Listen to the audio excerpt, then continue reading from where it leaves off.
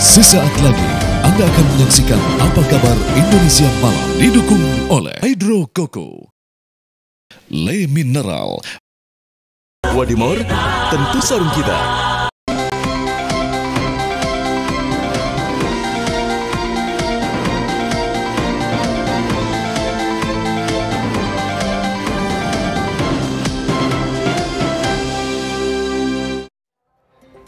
Assalamualaikum warahmatullahi wabarakatuh. Selamat malam pemirsa, Anda menyaksikan Apa Kabar Indonesia Malam. Saya Putri Viola menemani Anda dan akan mengajak Anda malam hari ini untuk kembali mendalami kasus kriminal yang terjadi di Mataram, Nusa Tenggara Barat. Apa yang dilakukan Agus sehingga kemudian ditetapkan sebagai tersangka kasus pelecehan seksual ini benar-benar di luar nalar. Hingga saat ini semakin bertambahnya hari ternyata juga semakin banyak wanita yang melaporkan sebagai korban. Nanti kita akan melihat bagaimana kemudian hukum bisa menjerat Agus. Bagaimana pandangan dari pengamat hukum Universitas Indonesia, kriminolog, kemudian juga kami hadirkan Sekda Provinsi Nusa Tenggara Barat. Semuanya akan terangkum di Apa Kabar Indonesia Malam kali ini.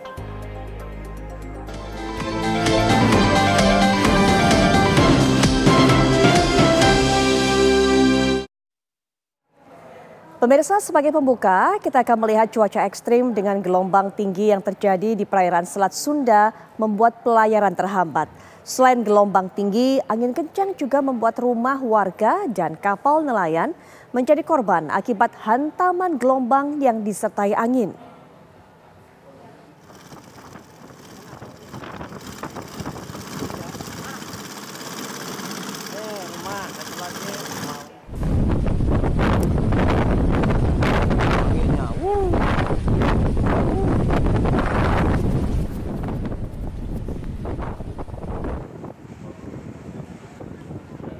Akibat cuaca ekstrim, hujan yang disertai angin dan gelombang membuat beberapa wilayah di sekitar pesisir Bakauheni juga terkena dampak.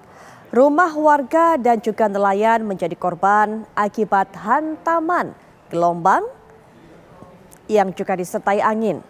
Selain itu, hujan deras serta angin dan gelombang juga mengakibatkan kapal-kapal yang beroperasi terombang-ambing saat berlayar menuju Pelabuhan Merak, Banten. Peristiwa alam tersebut juga berimbas ke kapal berukuran kecil dan mengalami kesulitan untuk bersandar. Sejak Selasa lalu, antrian kendaraan masih terjadi di dermaga pelabuhan. Tampak para petugas kepolisian masih bersiaga di lokasi guna mengantisipasi kemacetan kendaraan di pintu masuk pelabuhan. Gelombang tinggi dan angin kencang mengakibatkan kapal penumpang kesulitan bersandar di dermaga. Situasi ini tidak hanya menghambat pelayaran, tetapi juga mengganggu proses bongkar muat kapal.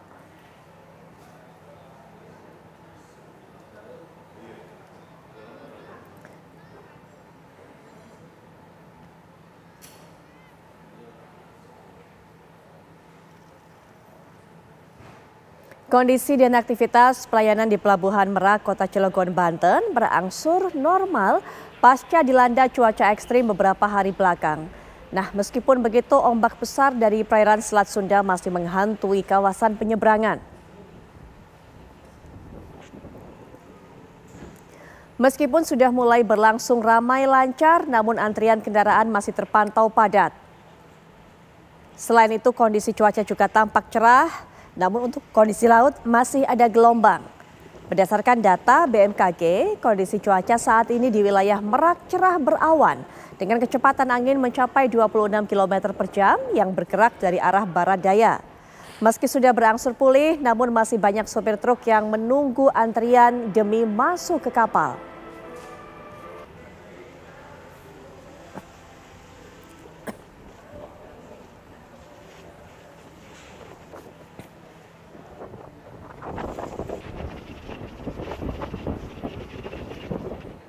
Kepala Badan SAR Nasional atau Basarnas melakukan pemantauan udara menggunakan helikopter untuk bisa melihat kondisi akhir di sejumlah titik pasca banjir di Sukabumi. Dari sejumlah lokasi yang dipantau terlihat dua lokasi pasca banjir bandang, yaitu Cibalingbing, Pelabuhan Ratu, dan Kecamatan Sagaranten. Kepala Badan SAR Nasional atau Kabasarnas, Marsikal Madya TNI Kusworo bersama staf memantau kondisi terkini lokasi pasca banjir bandang di Sukabumi. Dari hasil pantauan masih terbilang aman, namun 2 lokasi yang rusak berat harus segera diperbaiki menggunakan alat berat oleh BPBD setempat. Ini adalah kondisi di Cibalingbing, Pelabuhan Ratu, Sukabumi yang terlihat di udara pada Kamis siang tadi pasca banjir bandang. Ada hektaran sawah terendam sungai yang meluap akibat banjir bandang yang diduga terjadi akibat tanggul jebol. Kondisi yang sama juga terlihat di kawasan Kecamatan Sagaranten, yang sejumlah bangunan yang sempat terendam masih terlihat dari udara perkebunan dan areal persawahan juga banyak yang terendam banjir lantaran 2 buah aliran sungai yang meluber akibat curah hujan yang cukup tinggi pada Sabtu pekan lalu.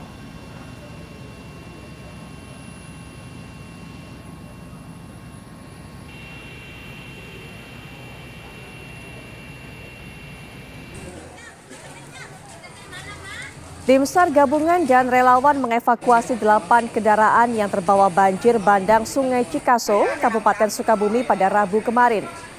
Tim SAR gabungan mengevakuasi kendaraan secara manual dan menggunakan mobil derek.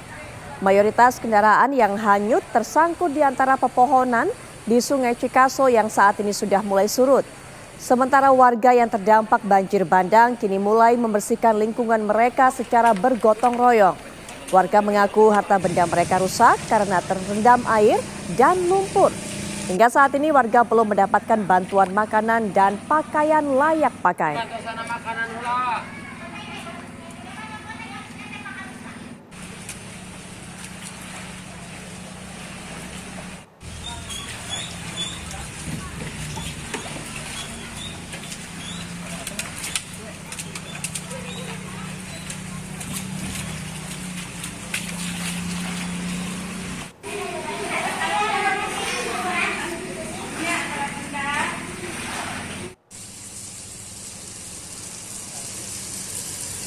Untuk mengetahui bagaimana proses evakuasi dari korban banjir bandang dan apakah bantuan juga sudah sampai kepada para korban, kita akan langsung saja mendapatkan keterangan dari Camat Sagaranten yaitu Bapak Ridwan Agus Mulyawan.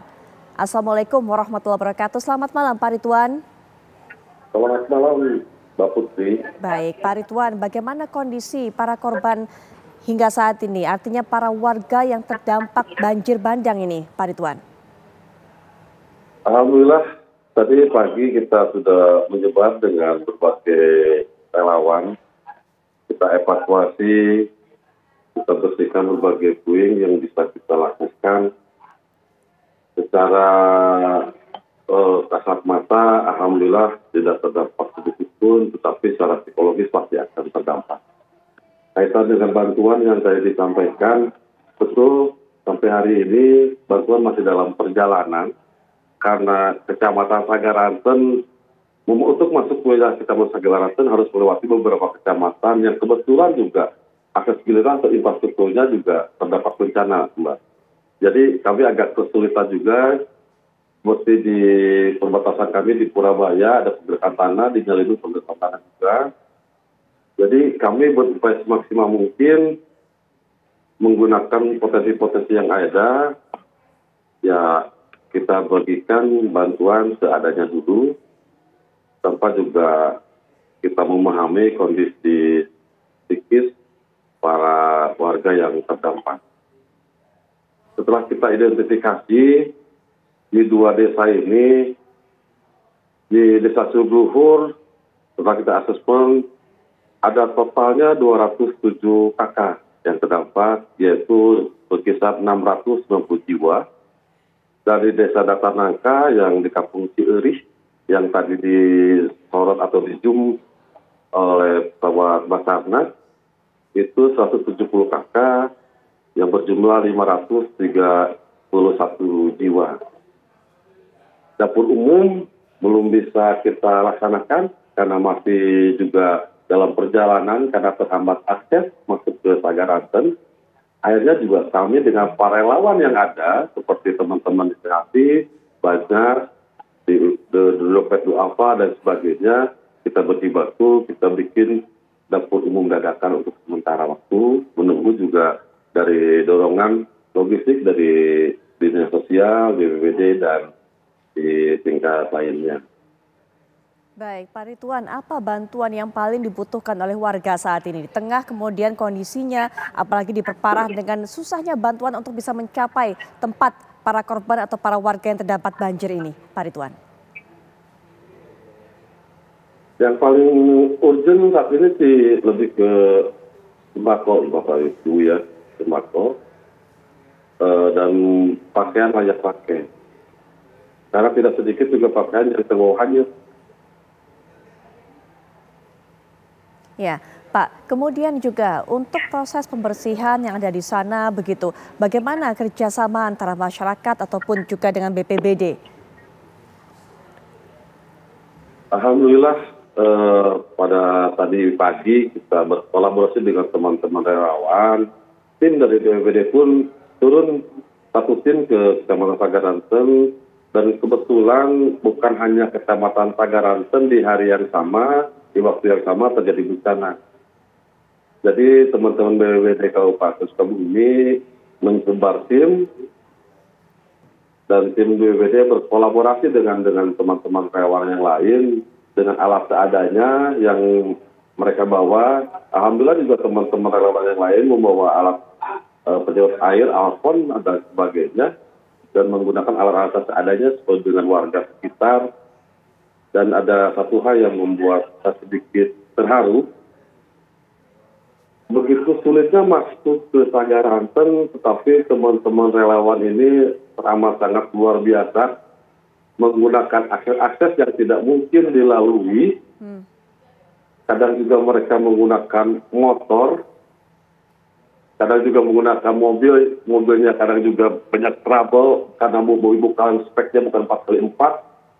Akhirnya juga nyampe ke Kecamatan Tagaranten jam 4 subuh, jam 3 subuh. Ini yang membuat kami sedikit terharu dan kami sangat merasa terhormat sekali.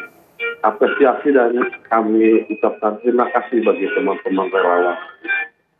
Baik, kondisi kesehatan dari para korban, para warga yang terdampak banjir hingga saat ini bagaimana Pak? Adakah penanganan khusus? Tentu saja Ibu, tentu saja kita juga berkolaborasi dengan puskesmas sekitar. Kita buka posko di 2 titik tersebut.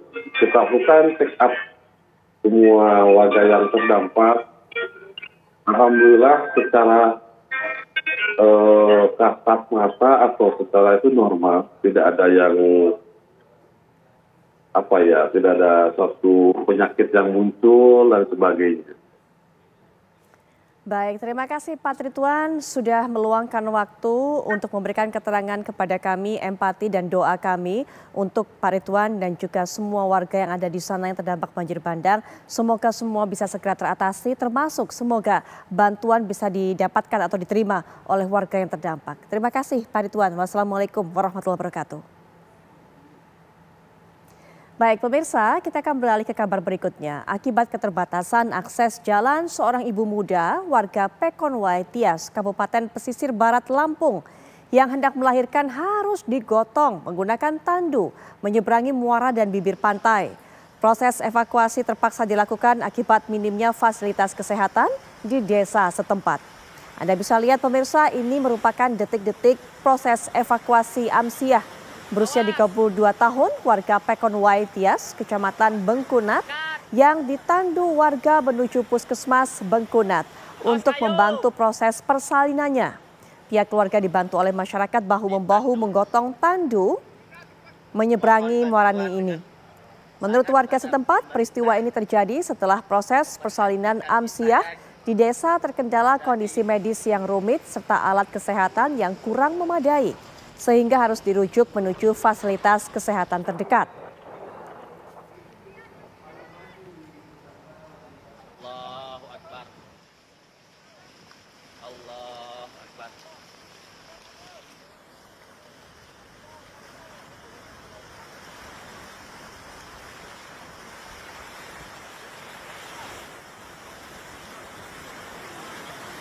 Awas. Angkat. Awas kayu. Ditandu. Mohon bantuan. Apa hukum yang bisa menjerat Agus, seorang pemuda difabilitas ataupun juga difabel, ini yang kemudian tetapkan sebagai tersangka kasus pelecehan seksual. Semakin hari korbannya semakin bertambah. Kami akan membahasnya setelah jeda berikut ini. Tetaplah bersama kami di Apa Kabar Indonesia Malam. Jumlah korban kasus dugaan pelecehan seksual yang dilakukan IWS alias Agus, penyandang disabilitas di Mataram, Nusa Tenggara Barat bertambah. Sampai saat ini polisi mengungkapkan sudah ada 5 korban yang melapor. Bahkan polisi menduga jumlah korban pemerkosaan oleh Agus bisa bertambah. Seiring dengan bertambahnya korban baru yang melapor, Polda Nusa Tenggara Barat bergerak cepat.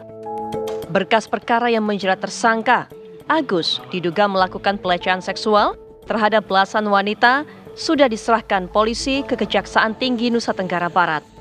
Saat ini berkas perkara tersebut dalam penelitian Jaksa Penuntut Umum. Jadi untuk tahap pertama kan kita sudah kirimkan berkasnya dan sudah ada koordinasi dan komunikasi dengan jaksa penelitinya. Ada berapa poin? Ada 2 poin yang perlu kita tambahkan. Itu yang kita sedang penuhi. Insya Allah ini tidak berat untuk kita penuhinya. Mudah-mudahan dalam waktu mungkin tidak lama, mungkin paling lama 1 minggu. Itu mungkin kita kirimkan kembali pemenuhan permintaan dari kejaksaan. Seperti diberitakan sebelumnya, Direktorat Reserse Kriminal Umum Polda NTB telah menetapkan Agus sebagai tersangka atas dugaan pelecehan seksual terhadap seorang mahasiswi. Berdasarkan hasil pemeriksaan terhadap korban, aksi pelecehan seksual fisik yang dilakukan Agus berjalan mulus lantaran Agus melakukan ancaman kepada korban. Pelaku mengancam korban jika tidak dituruti keinginannya, rahasia korban akan dibongkar. Lantas, sudah tepatkah polisi menjerat Agus dengan pasal tindak pidana kekerasan seksual atau TPKS dengan ancaman hukuman 12 tahun? Mengingat korban terus bertambah, sejauh mana polisi mengusut aksi tipu muslihat Agus? Lalu seperti apa modus pemuda tanpa lengan di NTB diduga lecehkan para korban? Tim TV One mengabarkan.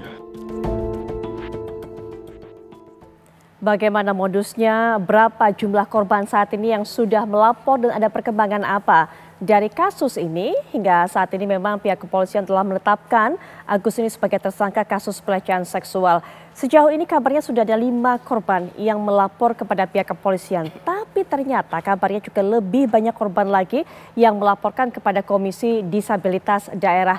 Kita akan cari tahu bersama. Saya akan memperkenalkan para narasumber yang akan memberikan pandangannya, termasuk juga akan menyajikan fakta-fakta, baik yang bersama saya di studio ataupun juga yang bergabung secara daring. Sudah hadir bersama saya, yaitu Sekretaris Daerah atau Sekda Provinsi Nusa Tenggara Barat, Bapak Lalu Gita Aryadi. Selamat malam, Assalamualaikum warahmatullahi wabarakatuh, Pak Gita. Warahmatullahi wabarakatuh, Mbak. Baik, kemudian juga akan memberikan pandangannya. Kemarin juga atau beberapa hari lalu sudah menemani saya juga mengulas pada fase awal dari kasus ini ketika awal terungkap pengajar hukum pidana Universitas Indonesia, Bang Aristo Pangaribuan. Selamat malam, Bang Aristo. Selamat malam, Mbak Putri. Ini babak kedua. Dan juga saya akan memperkenalkan para narasumber yang sudah sempat saya katakan tadi. Ada berapa total jumlah korban yang sudah melaporkan kepada Komisi Disabilitas Daerah? Kita akan dapatkan keterangannya tentunya dari narasumber, yaitu Bapak Joko Jumadi selaku Ketua Komisi Disabilitas Daerah. Selamat malam, Pak Joko. Selamat malam, Mbak Putri. Baik, kemudian. Selamat malam, nih saya juga. Ya, baik. Nah, akan memberikan pandangannya juga kepada kita, sudah bergabung secara daring, Mbak Hanifah Hasna selaku kriminolog dari Universitas Indonesia. Assalamualaikum warahmatullahi wabarakatuh. Selamat malam, Mbak Hanifah. Waalaikumsalam, Mbak Putri, selamat malam. Baik, selamat malam.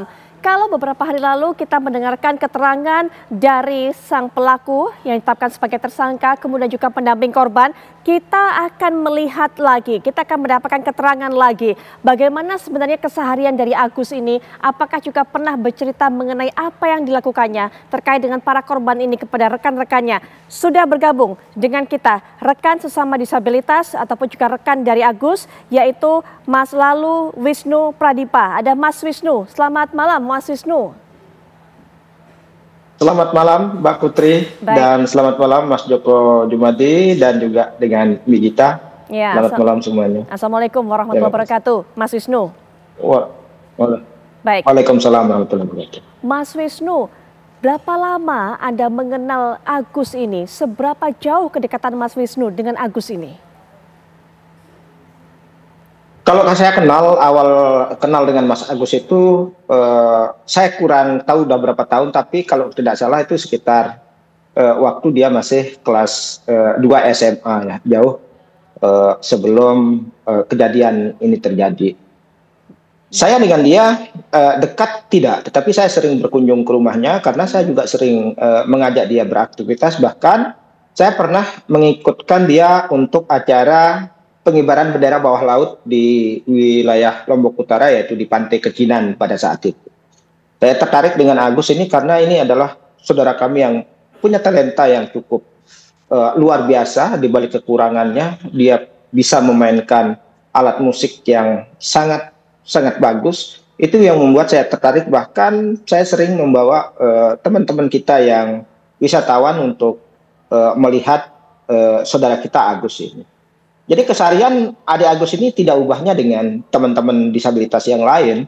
Cuman adik kami ini agak sedikit berbeda dengan yang lain, yaitu beliau tidak begitu aktif ya bersama teman-teman kita yang disabilitas yang lain gitu.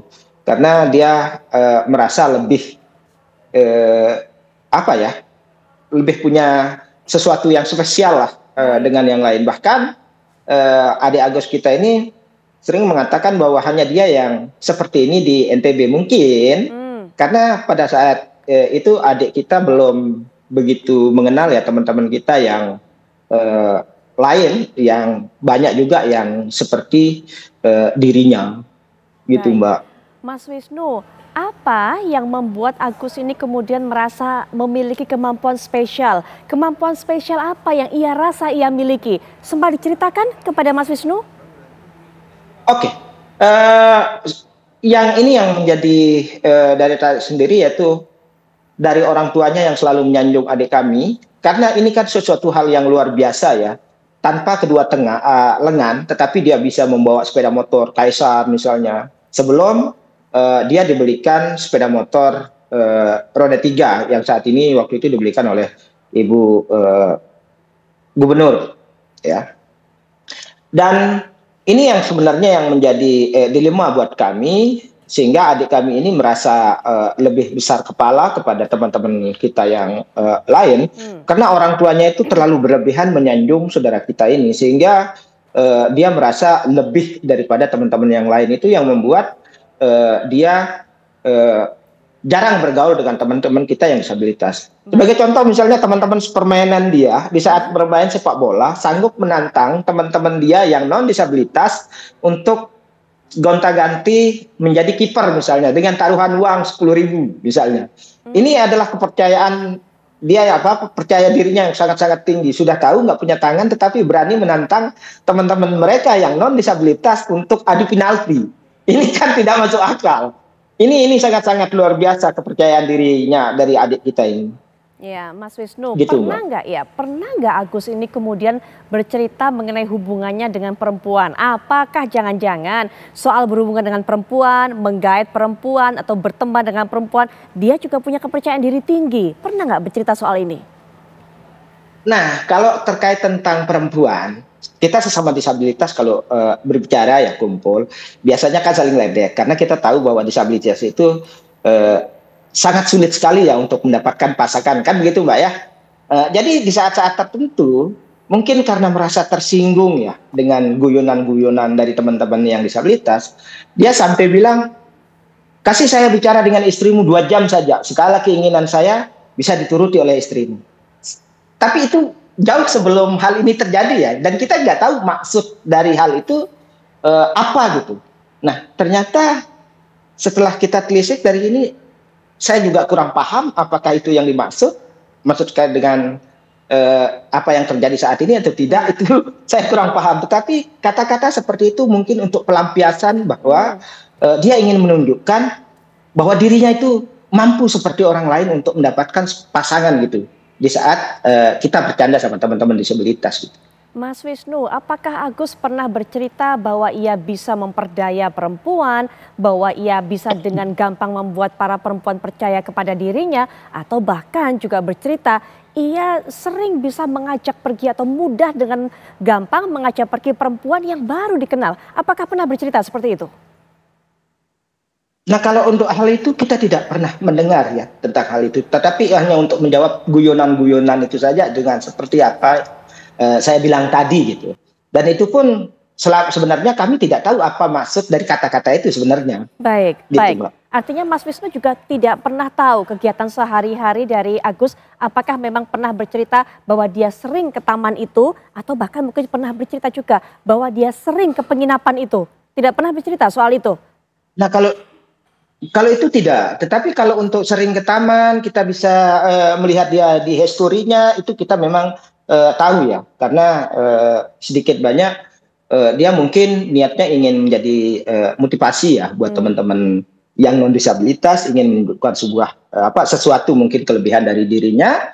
Itu juga yang sering kita lihat. Tetapi kalau untuk bercerita dia tidak pernah bercerita terkait tentang yang Mbak tanyakan tadi ke kami gitu, Mbak. Baik. Dari Mas Wisnu, kita juga akan dengarkan bagaimana keterangan Mas Joko Jumadi selaku Ketua Komisi Disabilitas Daerah. Mas Joko, apakah juga mengenal sosok dari Agus ini dengan dekat, sering berkomunikasi, atau mungkin juga sempat bercerita Agus ini kepada Mas Joko? Bagaimana kemudian dia merasa memiliki kemampuan khusus? Secara khusus tidak ya, tapi memang beberapa kali sering melihat karena memang Saudara Agus ini kan sering di Taman Udayana, kemudian di Taman Sangkareang, itu pernah kita lihat. Memang ada beberapa tahun yang lalu, tahun 2022 juga sempat ada satu peristiwa yang juga ada viral begitu, tapi hanya di kalangan salah satu sekolah tentang Saudara Agus ini juga. Saya juga melihat Saudara Agus ini hanya secara jauh saja, jadi tidak secara dekat, tidak melihat tidak pernah mengenal secara dekat. Baik, Mas Joko, boleh bercerita kepada kami apa hal yang viral tersebut yang beredar di kalangan anak sekolah di sana pada tahun 2022 kalau saya tidak salah dengar. Apa hal itu, Mas? Ya, dari tahun 2022 itu ada satu video yang menunjukkan Saudara Agus ini di sebuah kamar dengan seorang anak-anak. Seorang anak-anak itu adalah perempuan? Dan anak itu memang, ya, baik, perempuan. Dan anak itu memang dalam kondisi menggunakan pakaian dalam saja. Baik, Mas Joko mendapatkan atau mengetahui siapa yang menyebarkan video tersebut? Atau mungkin mengetahui jangan-jangan Agus yang membuat video tersebut? Mengetahui hal itu? Kalau yang membuat memang belum diketahui ya, apakah si anak perempuan atau si Agus. Tapi waktu itu beredar di media, tapi kemudian di sekolah kemudian istilahnya hapus, dan kemudian memang anak itu akhirnya kemudian berhenti sekolah. Anak itu Pak usia berapa pada saat kejadian, ataupun juga sekolahnya di kelas berapa, Mas Joko? Pada saat kejadian di 2022 itu anak berusia 15 tahun, itu di kelas 8. Baik, nanti kita akan perdalam lagi Mas Joko, sebenarnya apa kemudian yang dilakukan oleh Agus ini pada saat itu, pada saat kasusnya sempat viral, dan sudah berapa orang saat ini yang sudah melaporkan sebagai korban Agus kepada KDD. Tapi nanti kita akan perdalam setelah jeda berikut ini, kami sudah kembali.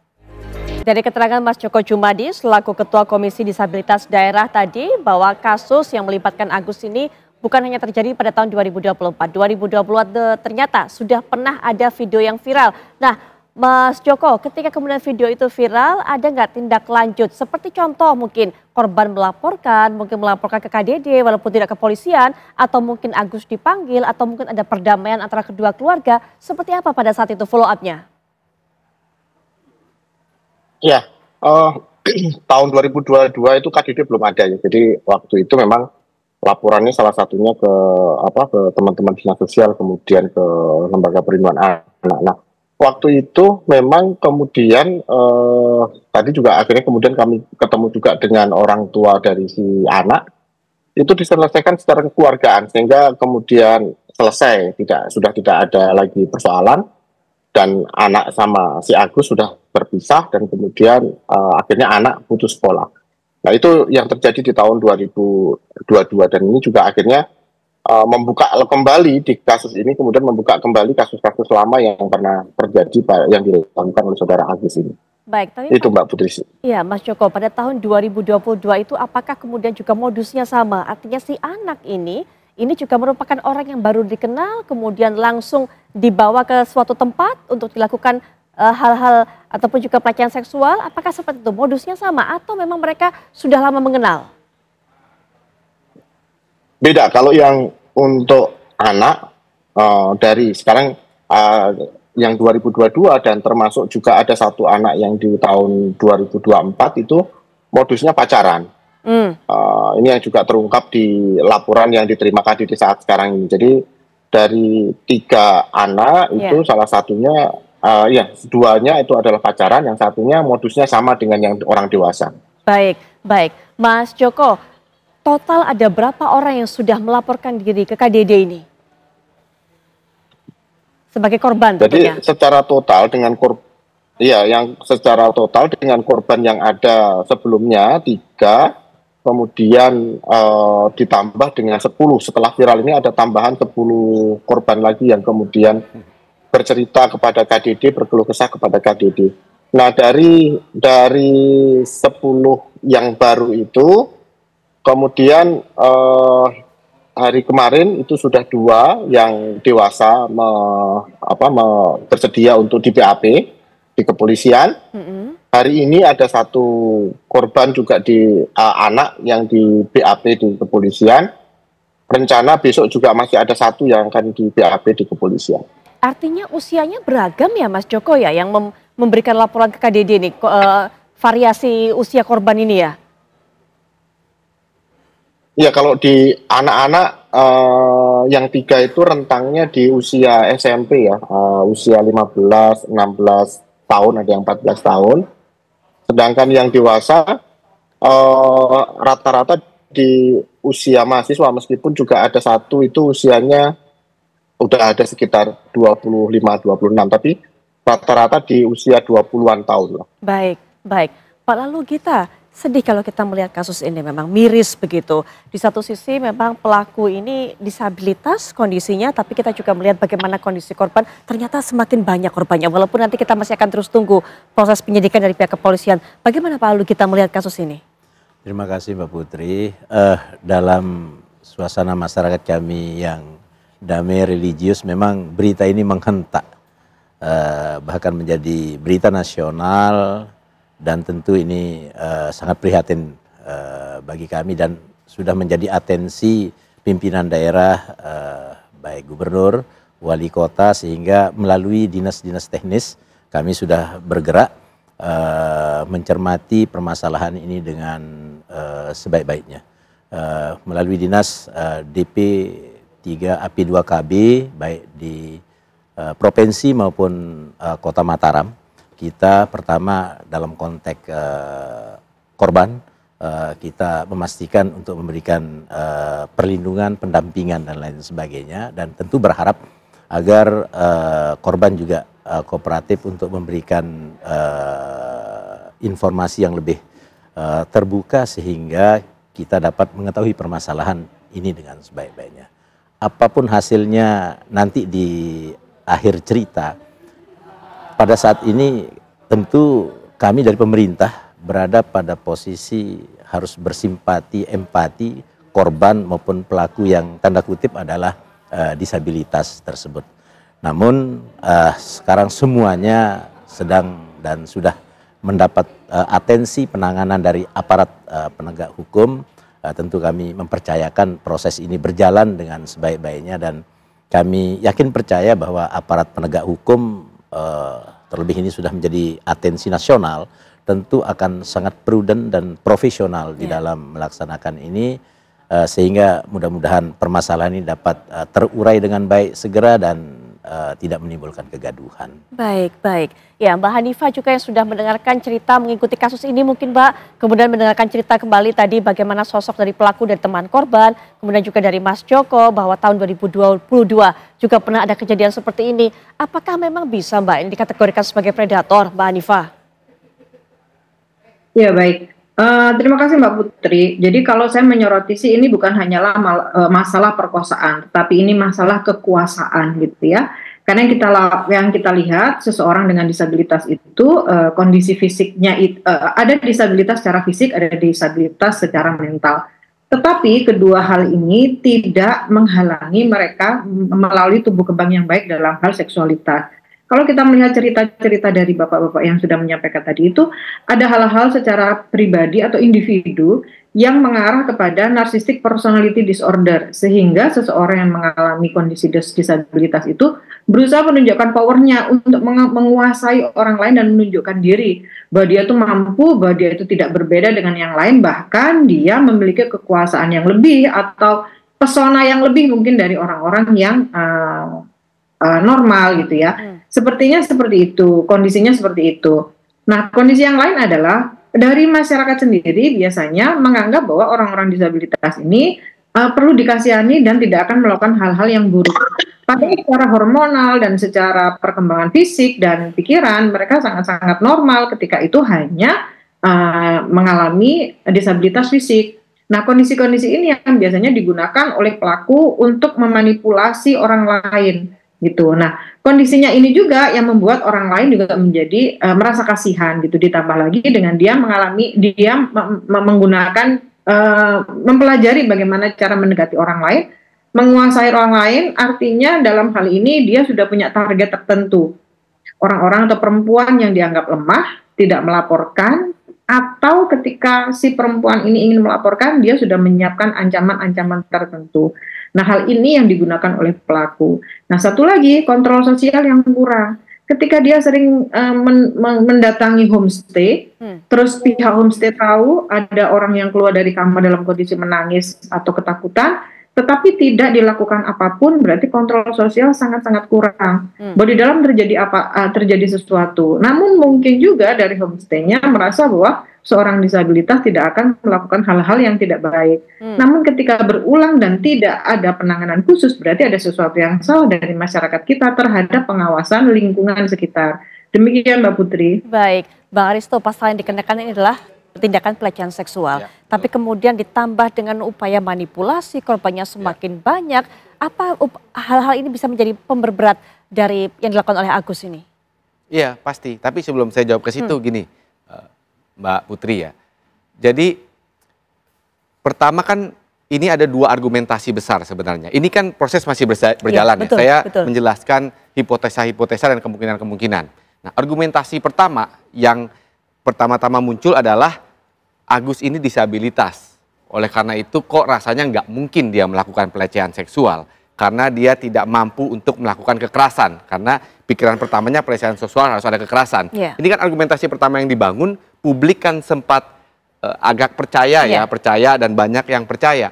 Lalu kemudian argumentasi ini kok perlahan-lahan ini mulai diserang dengan kemungkinan yang kedua. Apa itu kemungkinan yang kedua? Tadi yang dijelaskan Mbak kriminologi ya, Mbak Hanifah. Ada kata kunci tadi yang kita juga diskusikan sebelumnya, yaitu manipulasi dan kekuasaan. Nah, apa ini dilakukannya bagaimana? Nah, ini dilakukan secara sistematis. Ya, kalau saya lihat ya, ini kemungkinan yang kedua. Pertama, ada manipulasi psikologis, manipulasi pikiran, itu kata kunci yang pertama, sehingga Agus ini kemungkinan bisa menggerakkan orang untuk memenuhi keinginannya. Apa itu keinginannya? Yaitu melakukan kegiatan seksual, aktivitas seksual. Itu yang kemarin saya bilang kata kunci kedua, sextortion. Ya, sex extortion. Apa itu? Pemerasan yang ujung-ujungnya meminta untuk layanan seks. Kenapa dia bisa melakukan itu? Karena dengan manipulasi psikologis, manipulasi pikiran, korban ini bisa digerakkan. Walaupun Agus tidak punya kekuatan fisik, misalnya dia tidak punya tangan, tapi dia dengan kekuatan pikiran dia bisa menggerakkan orang. Nah, metode ini itu diakomodasi di dalam Undang-Undang Tindak Pidana Kekerasan Seksual. Nah, tadi ke pertanyaannya Mbak Putri ini. Dalam pasal 6C itu itu dikatakan bahwa setiap orang dengan tipu muslihat, bukan hanya tipu muslihat dan menggunakan kata perbawa itu aura. Ya, aura. Kemudian menggunakan karismanya, menggerakkan orang lain ya untuk melakukan aktivitas seksual dengannya. Nah, itu ancaman hukumannya 6 tahun dan denda atau denda 300 juta. Nah, apa yang saya mau katakan? Bahwa metode melakukan manipulasi pikiran, melakukan sextortion itu bukan metode yang tidak dikenal dalam kejahatan kekerasan seksual. Itu metode yang dikenal.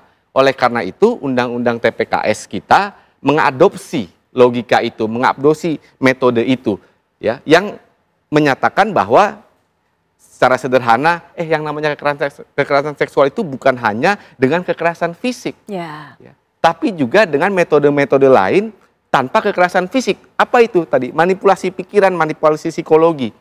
Nah, manipulasi psikologi itu, pikiran itu yang digunakan untuk menggerakkan, menyandera orang, sehingga orang tidak mampu melawan. Kenapa? Karena pikirannya itu disandera. Bahasa sederhananya itu hipnotis lah sebenarnya. Ya, bahasa sederhananya itu hipnotis, sugesti tadi kalau kata Pak Sekda. Nah, ini kan dua kemungkinan tadi. Jadi argumentasi pertama, disabel tidak mungkin melakukan kekerasan seksual. Betul. Itu argumentasi yang dibangun oleh Agus yang pertama, kemungkinan pertama. Kemungkinan yang kedua, tadi tentang manipulasi dan sextortion. Nah, dalam proses hukum ini, kan nanti polisi melihat nih, mana yang paling mungkin. Ya, kalau di dalam hukum ini kan perlombaan dua argumentasi mana yang kira-kira mendekati kenyataan, didukung dengan bukti-bukti. Nah, sekarang untuk Agus, skornya ini sudah 2-0 atau 3-0 secara sederhana. Kenapa? Karena dia sudah tersangka. Kemudian kita dengar dari dialog tadi dari temannya Agus mengindikasikan ada sense of superiority ya, ada superioritas ya. Kemudian juga dari Bapak yang dari Pak Joko tadi. Pak Joko tadi mengatakan ada indikasi lain, ada video yang viral sebelumnya. Itu yang saya katakan, ini Agus ini sekarang argumentasinya dia itu sangat terancam. Makanya sebelumnya saya katakan, Agus, walaupun dia terancam argumentasinya dan dia tersangka, dia punya hak untuk didampingi oleh pengacara, bantuan hukum. Ya. Itu hak dia. Ya, hak dia. Dan dia perlu sekarang ini. Perlu sekali dia sekarang ini. Karena argumentasinya dia ini sedang diserang habis-habisan. Begitu Mbak Putri. Baik, nanti kita lanjutkan. Termasuk juga Mas Wisnu, apakah juga pernah mendengar kasus yang waktu itu viral di tahun 2022 yang menimpa Agus ataupun juga melibatkan Agus. Lantas setelah itu, apakah kemudian ternyata ada banyak korban-korban berikutnya baru kembali terkuak di tahun 2024 ini? Nanti kita akan berbagi cerita lagi, tapi setelah jeda kami sudah kembali saat lagi. Pemirsa, sebelum kita perdalam lagi bersama para narasumber, kami sajikan kepada Anda bagaimana kronologi kasus ini. Menurut pengakuan dari korban tentunya, nah ini versi korban, bahwa korban dan tersangka tidak saling kenal, kemudian bertemu di Taman Udayana, korban sedang di taman dan tersangka mengajak korban berkenalan. Kemudian korban diarahkan tersangka melihat sepasang kekasih yang melakukan aktivitas seksual di Taman Udayana. Nah ini mulai nih kemudian mendapatkan celah melihat peluang Agus ini. Nah, korban kaget menangis setelah melihatnya. Tersangka mengajak korban berpindah tempat sepi di Taman Udayana. Dalam perjalanan tersangka mengulik masa lalu korban dengan mantan kekasihnya. Dia tahu celahnya Bang Aristo, ini Bang Aristo. Kemudian mulai memanipulasi korban Bang Aristo. Ya, extracting informasi ya. Dan itu dijadikan alat sandera. Jadi aib itu dijadikan alat sandera sehingga bisa menggerakkan korbannya. Baik, kemudian juga setelah mengetahui masa lalu korban, tersangka mendoktrin korban agar lakukan mandi suci dengan dalih menghilangkan dosa-dosa masa lalu. Kemudian korban menolak ajakan Agus, namun tersangka mengancam menyebarkan aib korban jika menolak permintaannya. Ya, ini itu ancaman. Pemerasannya. Itu pemerasan ya? Ya, itu pemerasan. Baik. Kemudian korban ketakutan dan terpaksa mengikuti keinginan tersangka sehingga tersangka mengajak korban ke homestay dan tersangka melakukan ruda paksa di homestay ataupun juga penginapan yang disebut memang sering didatangi oleh Agus ini. Baik, Mas Wisnu, pada tahun 2022 ketika ada video yang kemudian menjadi viral itu, apakah Mas Wisnu sudah mengenal Agus? Saya sudah mengenal Agus di saat video tersebut viral. Cuman karena kapasitas saya untuk masalah-masalah seperti itu, jadi saya tidak mengikuti dengan begitu baik. Baik, tapi Agus tidak menceritakan hal apapun ke Mas Wisnu mengenai perbuatannya pada saat itu? Kami jarang bertanya tentang masalah-masalah pribadi ya buat teman-teman seperti itu. Kami jarang sekali, dan kami hanya mendapatkan kisah-kisah hidup Agus selama ini pun setelah viral berita ini yang diceritakan oleh temannya Agus, bahkan di tim kami juga, di staf kami juga ada yang dekat dengan Agus karena tetangga. Dari situ baru kita tahu bahwa ternyata Agus ini juga mohon maaf sering menggadaikan motor untuk minum atau untuk hal-hal yang lain. Tetapi itu kembali alau-alam, itu hanya cerita buat teman yang tentu saya sendiri tidak akan percaya dengan hal-hal yang cerita seperti itu selama saya tidak melihat secara langsung, Mbak. Iya, Mas Wisnu, soal kemampuan berbicara, kemampuan mempengaruhi dan sebagainya, apakah Mas Wisnu sendiri pernah merasakan atau mungkin pernah melihat atau mungkin di tim Mas Wisnu juga mengakui sebenarnya, wah ini orang jago ngomong juga nih, kita bisa dibohongin nih. Apakah seperti itu? Pernah merasakan? Kalau masalah bicara, pertama kali saya kenal Agus, justru itu yang membuat saya dekat. Itu justru yang membuat saya ingin melihat dia itu menjadi motivator sebenarnya. Karena pekerjaan yang paling mudah buat dia itu adalah pekerjaan yang menggunakan mulut. Karena ini terinspirasi dari teman kita yang berasal dari Australia yang nggak punya tangan itu. Itu sudah lama saya kenal lewat media juga sama teman yang dari Australia itu. Sehingga saya teringat dengan adik kita ini, si Agus ini. Jadi karena memang kita mendekati teman-teman kita disabilitas ini untuk mencari prospek apa yang dimiliki untuk mencapai sebuah kemandirian, itu yang kami cari. Bahkan teman-teman kita para pengusaha perhotelan yang dari yang di Senggigi pun pernah saya bawa ke sana bagaimana supaya dia punya kesempatan untuk tampil di hotel-hotel seperti teman-teman kita yang disabilitas yang ada di Bali gitu, Mbak. Karena bicaranya Agus ini sangat-sangat luar biasa ya. Seperti apa, Mas? Luar biasanya ini seperti apa? Mungkin bisa digambarkan. Daya tarik tersendiri. Iya, Mas. Luar biasanya ini gaya berbicara Agus ini seperti apa? Mungkin bisa digambarkan. Percaya diri betul. Setelah itu mungkin bisa mempengaruhi lawan bicara. Bagaimana, Mas bisa gambarkan? Ya, jadi cara membantah argumentasi kita itu dia lebih masuk akal kalau kita lihat ya. Kalau kita hadapi dia berbicara secara langsung lah dengan kita ya, head to head itu. Jadi apa yang kita sampaikan itu, jadi argumentasinya itu lebih ngena gitu.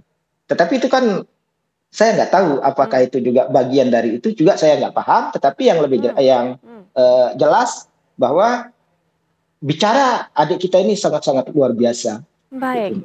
Baik, Mbak Hanifah, rupanya pelaku ini mengetahui betul kemampuannya dia, mengetahui betul modal apa yang dia miliki, dan dia lakukan atau dia jadikan itu sebagai alat untuk bisa memaksa para korban untuk bisa menuruti kemauannya. Mbak Hanifah. Ya, baik. Dalam hal ini berarti benar kata di kriminologi ya, bahwa kejahatan itu dipelajari. Nah kebetulan kalau dari cerita Bapak Wisnu tadi menyampaikan bahwa pelaku ini adalah anak yang cerdas dengan kemampuan public speaking yang oke gitu ya, dan hal inilah yang menjadi satu potensi untuk dia gitu ya.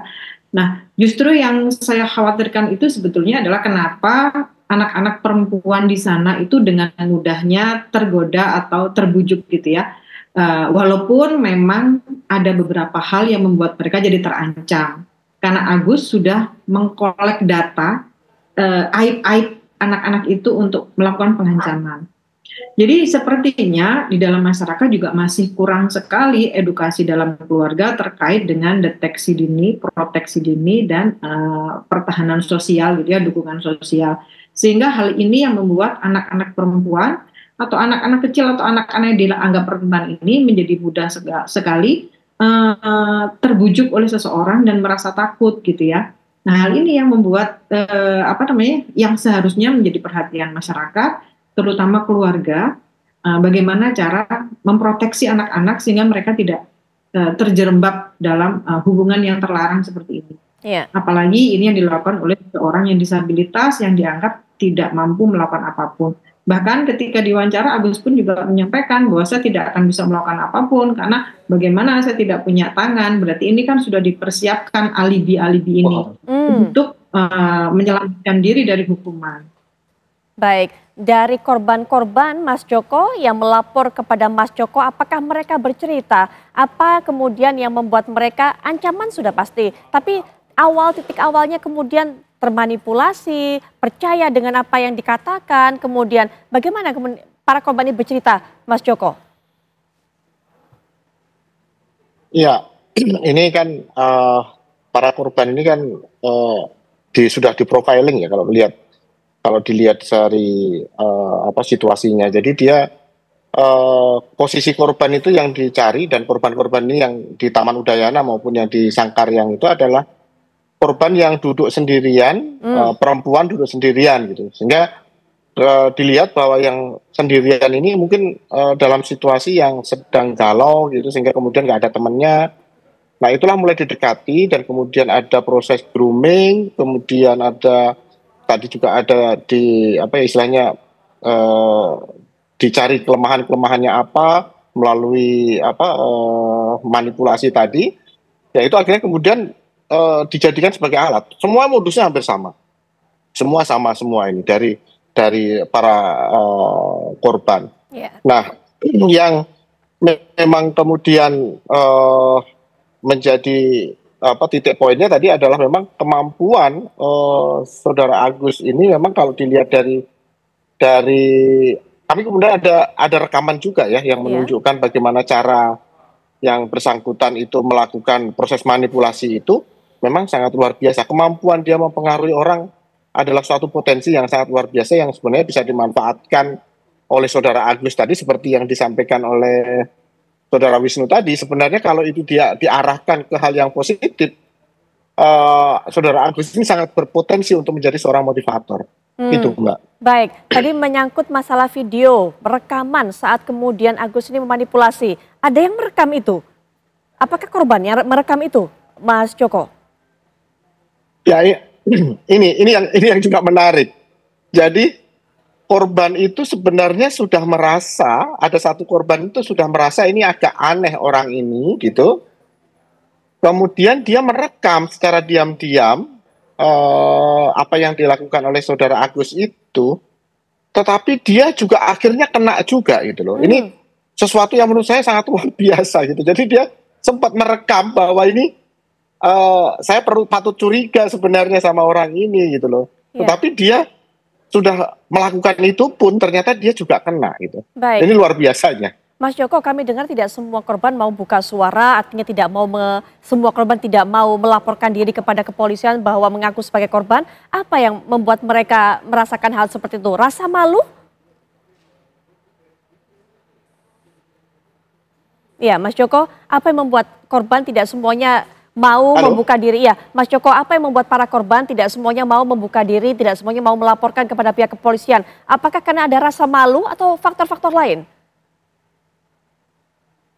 Sebagian besar karena takut bahwa dia akan informasi soal dia, identitasnya dia akan diketahui oleh publik. Sebagian besar korban ini orang tuanya nggak ada yang tahu itu, sehingga kemudian mereka proteksi kepada korban ini menjadi sangat diperlukan gitu. Baik.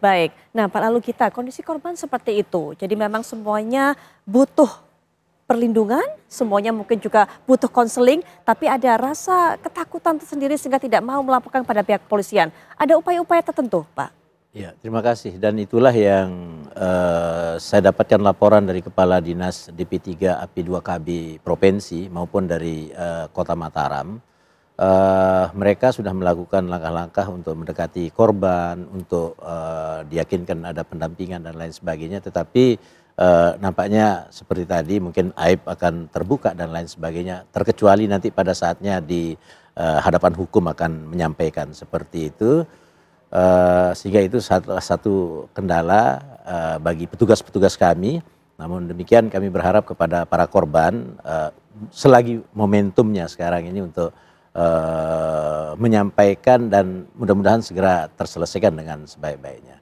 Apa yang disampaikan oleh Mas Aristo tadi bahwa dari segi akademik, psikologi, kriminologi ada landasan-landasan teorinya seperti itu, dan tadi sudah pada posisi yang dikhawatirkan posisi hukum dari pelaku ini cukup mengkhawatirkan, dan dalam hal ini kami tidak berspekulasi dan tentu kami akan berada pada posisi yang sebaik-baiknya. Kalau tadi ditekankan adanya pengacara hukum yang memadai, yang kredibel untuk mendampingi ini, nanti di daerah kami akan coba melakukan pendampingan, karena apapun dia, ini adalah bagian dari warga kami juga. Jadi dalam hal ini kami bersimpati, berempati baik pada korban maupun pelaku yang disabilitas, tapi sepenuhnya kami mempercayakan penyelesaian permasalahan ini pada aparat penegak hukum yang saya yakin akan bekerja dengan sangat profesional dan prudent, sehingga permasalahan ini akan terselesaikan dengan sebaik-baiknya. Kuncinya memang sejauh ini pada pihak kepolisian, bagaimana kemudian melakukan penyidikan dan sebagainya. Harapan dari Pak Alugita untuk menyelesaikan kasus ini? Ya, harapan tadi kami meyakini bahwa teman-teman aparat penegak hukum akan bekerja dengan sebaik-baiknya dan sudah dalam atensi nasional ini. Nah, ini pembelajaran bagi kita dan beberapa pelajaran baiknya bahwa kita demikian harus peduli dengan lingkungan, kemudian bagaimana menciptakan lembaga-lembaga konseling yang lebih banyak lagi, kemudian mengedukasi masyarakat dalam bermedsos seperti ini, lebih waspada. Banyaklah pelajaran ini yang kami petik, dan nanti dengan keberadaan dinas-dinas teknis kami akan coba mengantisipasi agar permasalahan ini tidak terulang di kemudian hari. Baik, Pak Alugita, Mbak Arito sudah menyinggung mengenai hak yang didapatkan juga harusnya dipenuhi juga oleh pelaku, apalagi pelaku disabilitas. Selain menjadi tahanan kota, sudah tepatkah penanganan pihak kepolisian terhadap pelaku ini? Jadi pertama ya, saya apresiasi sebenarnya ya polisi ya, walaupun pada awalnya kan orang mengira wah ini polisi kok disabilitas tersangka pelecehan seksual, tapi begini, karena Indonesia itu kan sudah mengadopsi undang-undang tentang penyandang disabilitas. Indonesia tahun 2016 itu ya. Indonesia juga meratifikasi konvensi tentang perlindungan disabilitas tahun 2011. Nah, apa hubungannya dengan perkara ini? Artinya, dalam penanganan hukum, kaum disabilitas ini harus diberikan akses-akses dan fasilitas yang khusus, prosedural yang memadai. Misalnya apa? Tahanannya harus khusus, ya kalau mau ditahan perlakuannya harus khusus. Nah, saya pikir polisi sudah bijaksana karena kemungkinan besar juga tadi ngobrol dengan Pak Sekda masih ongoing ya untuk rencana memiliki unit layanan disabilitas atau tahanan, artinya belum ada, lebih baik ditempatkan di rumah. Ya, karena kan kalau enggak nanti repot dan tidak bisa memenuhi haknya. Jadi untuk pertama itu diapresiasi. Ya. Yang kedua, disabilitas ini selain punya hak khusus, itu tadi hak khusus ya, dia juga punya hak yang sama dengan orang yang bermasalah secara hukum. Yang non disabilitas, misalnya apa? Tadi saya sudah katakan soal hak untuk bantuan hukum, itu di Kitab Undang-Undang Hukum Acara Pidana, di Undang-Undang Bantuan Hukum itu amanat negara. Apalagi ini dakwaannya serius nih, tuduhannya serius, 12 tahun. Ini nggak main-main dan ini sudah menjadi isu nasional. Nah, kemarin Agus di interview ya dengan Mbak Putri juga. Dia katanya sudah ada pengacara, tapi pengacara yang dipilihkan oleh kepolisian. Nah, ini saya pikir kalau pengacara yang dipilihkan oleh kepolisian ini kadang-kadang ini pengacaranya bisa mihak polisi atau bisa mihak Agus, itu jadi pertanyaan karena kan yang bayar polisinya. Nah, ini realita di lapangan. Nah, oleh karena itu tadi Pak Sekda juga menyampaikan mungkin dibutuhkan pengacara yang kredibel, yang sesuai pilihannya Agus. Karena tadi saya katakan nih argumentasinya Agus nih sudah agak timpang sebelah nih. Karena dengan udah banyak yang speak up, polisi juga sudah menjelaskan. Kok sistematika metodologinya si Agus nih kok masuk akal ya. Sehingga tadi sesuai judul, karena membuka aib, kemudian aibnya harus dibersihkan dengan mandi suci. Ini kan suatu hal yang sistematis, manipulasi yang sistematis. Itu yang kedua. Yang ketiga saya mau nanggapi sedikit tentang tadi pendapat mengenai perempuannya harus diedukasi dong, jangan gampang tertipu kan kira-kira begitu. Nah ini saya agak kurang setuju. Kenapa? Karena yang namanya sextortion, jerat manipulasi ini, menggerakkan ini tidak disadari siapapun dan bisa menyasar siapapun. Bahkan kaum yang well educated sekalipun. Oh ya? Iya. Kalau semakin level tinggi, semakin level hipnotisnya dalam tanda petik tinggi, maka kita tidak sadar bahwa kita sedang digerakkan. Artinya konsen yang terjadi bisa saja konsen palsu. Nah, dalam hal ini saya mau katakan justru yang harus dilindungi itu perempuannya. Ya, bukan perempuannya yang dikatakan harus di-educate, perempuannya ada salahnya juga, bukan blaming the victim, tapi justru negara harus hadir memproteksi perempuannya dari predator-predator yang menggunakan influence-nya untuk menggerakkan sextortion tadi.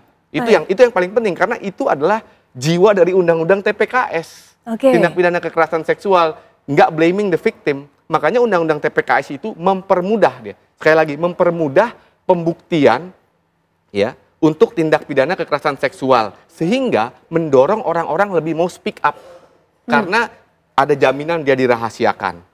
Ada jaminan pembuktiannya lebih sederhana. Kadang-kadang kan kekerasan seksual mana saksinya? Loh, orang ada di kamar berdua, itu yang membuat perempuan-perempuan itu back off. Baik. Ya, back off. Itu realita di lapangan. Baik, jika ini terjadi, memang sudah ceritakan tadi bahkan oleh Mas Joko, mereka takut melapor kepada polisi, takut karena identitasnya terungkap, takut keluarganya jadi tahu. Apakah polisi memang bisa atau punya hak untuk jemput bola seperti itu, kemudian mungkin interogasinya di mana sehingga kemudian kerahasiaan mereka, identitas mereka tetap ada terjamin, Bang Aristo? Sangat. Makanya polisi punya namanya unit renakta perempuan dan anak, dan dia memang harus jemput bola, dan amanat undang-undang mengatakan bahwa identitasnya itu harus dirahasiakan. Ya, itu Undang-Undang Tindak Pidana Kekerasan Seksual, Undang-Undang Perlindungan Saksi dan Korban mengatakan korban-korban ini yang rentan itu bisa dikasih prosedural khusus. Ya, karena jiwanya adalah melindungi orang-orang yang lemah. Ya, jiwanya adalah melindungi dalam hal ini misalnya kasus Agus perempuan, tapi bisa juga laki-laki menjadi korban kekerasan seksual kan bisa juga. Jadi bisa polisi melakukan itu. Pertama, memang harus dirahasiakan identitasnya. Ya. Yang kedua, bisa jemput bola. Jadi nggak perlu perempuannya misalnya korbannya datang ke kantor polisi kemudian ada wartawan, itu kan sama sekali tidak nyaman. Justru itu Mbak Putri, ada Undang-Undang Tindak Pidana Kekerasan Seksual. Undang-undang ini perjuangannya berat loh, dari 2012 baru disahkan 2022.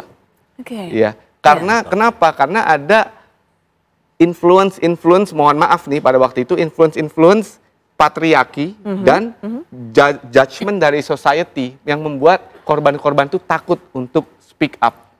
Baik. Perkara-perkara tindak pidana kekerasan seksual. Oke, baik. Kita sudah mengetahui bagaimana informasi setidaknya bagaimana sosok dari Agus ini, dari rekan Agus tadi. Terima kasih Mas Wisnu sudah berbagi cerita dengan kami. Kita jadi tahu karena memang hingga saat ini juga dari pihak kepolisian masih belum membuka semua keterangan mengenai perkembangan dari kasus Agus ini. Kemudian juga Mas Joko, terima kasih sudah meluangkan waktu memberikan keterangan kepada kami. Terakhir mungkin juga Mbak Hanifah, ada penutup Mbak Hanifah, silakan. Baik, saya sepakat dengan Mas Aristo ya yang tadi menyampaikan bahwa sebetulnya ini bukan tanggung jawab perempuan karena perempuan dalam hal ini menjadi korban. Tetapi bagaimana kita memandang semua orang berpotensi untuk melakukan hal ini. Ini bukan masalah seksual, ini masalah kekuasaan, dan yang bisa berkuasa itu bisa siapapun. Bahkan perempuan juga bisa melakukan kekerasan terhadap laki-laki. Tergantung dari dorongan yang mereka punya dan bagaimana cara mereka itu mengelola dorongan itu sehingga hal ini tidak bisa terjadi lagi. Itu saja dari saya, semoga hal ini tidak terjadi lagi. Semuanya terkendali dengan baik dan tidak ada korban lagi yang seperti ini, baik oleh orang yang disabilitas maupun orang yang normal. Baik, Mbak Hanifah, terima kasih, dan juga para narasumber lainnya, Mas Wisnu, Mas Joko yang sudah bergabung secara daring. Wassalamualaikum warahmatullahi wabarakatuh. Selamat malam, Pak Lu. Kita terima kasih meluangkan waktu datang ke studio kami dan juga memberikan pandangan terhadap kasus ini. Kita nanti akan terus tunggu. Ya, bagaimana proses kelanjutannya. Sekali lagi terima kasih, Mbak Arista juga terima kasih. Ya, nanti kita akan juga mendapatkan informasi dari pihak kepolisian bagaimana tindak lanjut dalam kasus ini. Kita akan jeda sejenak, kami kembali dengan rangkaian kabar-kabar menarik lainnya. Pemirsa, kecelakaan lalu lintas melibatkan satu angkot dan dua motor terjadi di Jalan Raya Bandung Cirebon, kawasan Cadas, Pangeran, Kabupaten Sumedang, Jawa Barat. Pada Kamis pagi, angkot diduga oleng hingga terguling dan mengakibatkan sejumlah orang luka. Dalam video amatir yang direkam oleh warga, tampak sejumlah orang tergeletak luka-luka di sisi jalan di samping satu unit mobil angkot ringsek dengan posisi terguling.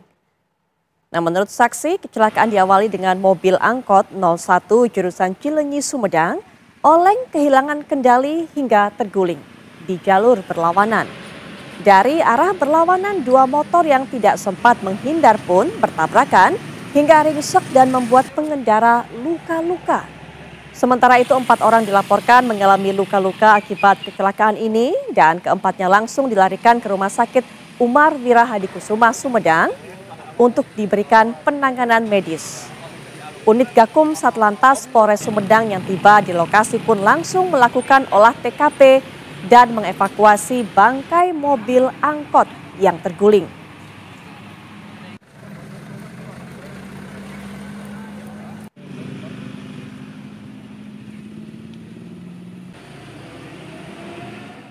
Modus tuduh korban pemakai narkoba, 3 polisi gadungan ditangkap kepolisian unit reskrim Polsek Palmerah di Jalan Brigjen Katamso, Kota Bambu Selatan, Palmerah, Jakarta Barat. Para pelaku berinisial AP, DP, dan WN menggunakan modus menuduh korban terlibat dalam kasus narkoba dan memeras korban untuk menyerahkan uang serta barang berharganya. Penangkapan ini berawal dari petugas mencurigai seorang pelaku berinisial AP yang tengah memeriksa seorang warga di tepi jalan. Selanjutnya, dari hasil pengembangan, polisi kembali menangkap 2 pelaku lainnya di kawasan Tanah Abang, Jakarta Pusat dan WN di kawasan Petamburan. Dari tangan para pelaku, polisi mengamankan barang bukti berupa pisau daging dengan gagang kayu, sarung pisau berbahan kulit serta lencana palsu Polri. Sementara itu dari hasil pemeriksaan, para pelaku diketahui sudah 30 kali melancarkan aksinya. Hubungan kamu sama Dana apa? Teman Pak, teman.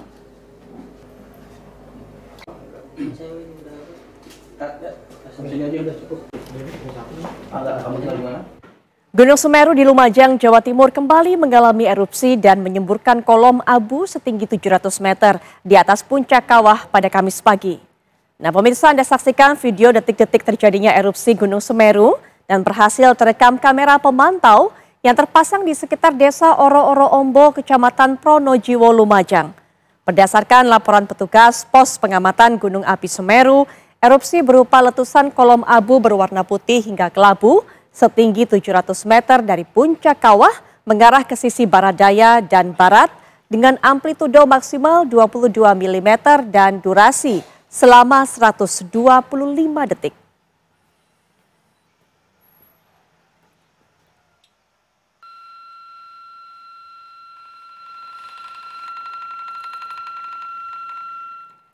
Partai Demokrasi Indonesia Perjuangan memastikan Presiden ke-7 Republik Indonesia Joko Widodo dan keluarganya tak lagi menjadi bagian dari Partai Banteng.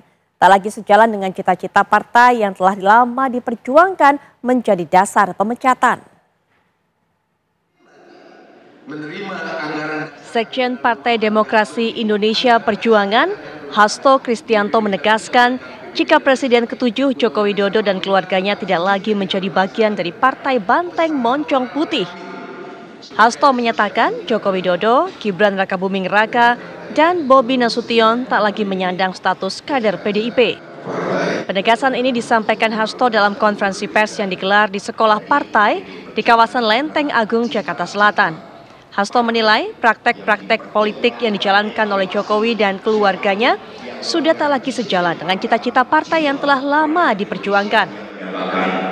Saya tegaskan kembali Bapak Jokowi dan keluarga sudah tidak lagi menjadi bagian dari PDI Perjuangan karena cita-cita partai yang diperjuangkan sejak pada masa Bung Karno, sejak PNI ketika kita membangun Republik ini sudah tidak lagi sejalan di dalam kebijakan dan praktek-praktek politiknya.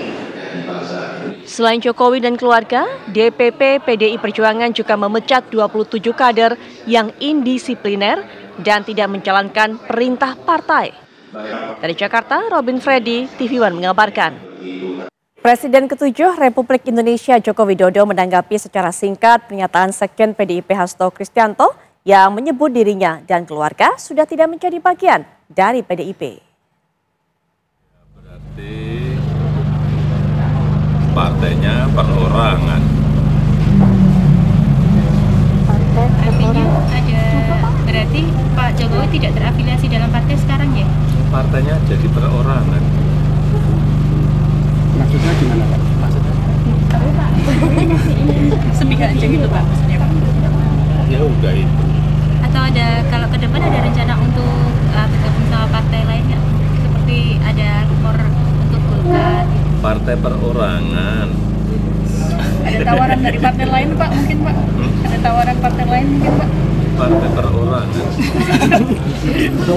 PT Pak. Pernyataan Jokowi tadi sekaligus menjadi penutup jumpa kita di Apa Kabar Indonesia Malam. Kali ini saya Putri Viola pamit. Selamat malam, sampai jumpa.